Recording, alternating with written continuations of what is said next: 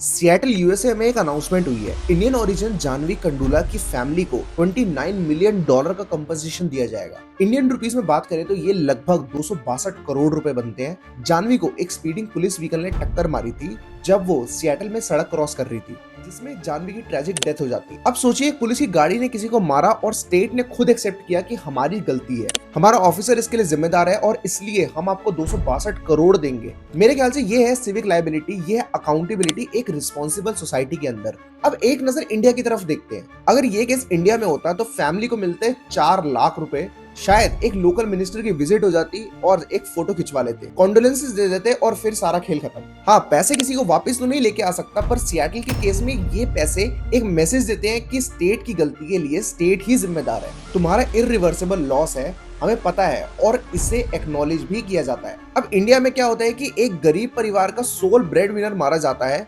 Municipal corporation की नाली खुली थी उसमें गिर गया, या फिर पुअरली मेंटेन्ड ब्रिज गिर गया, सिविल नेग्लिजेंस और 100 तरीके की जुमलेबाजी होती है। फैमिली को मिलता क्या है, 2 लाख रुपए या 4 लाख रुपए in the best case scenario. और सबसे बड़ी ट्रेजेडी ये होती है कि लोग इसे एक्सेप्ट भी कर लेते हैं, क्योंकि अगर कोर्ट में गए तो वही 2 से 4 लाख रुपए लीगल बैटल में खत्म हो जाएंगे।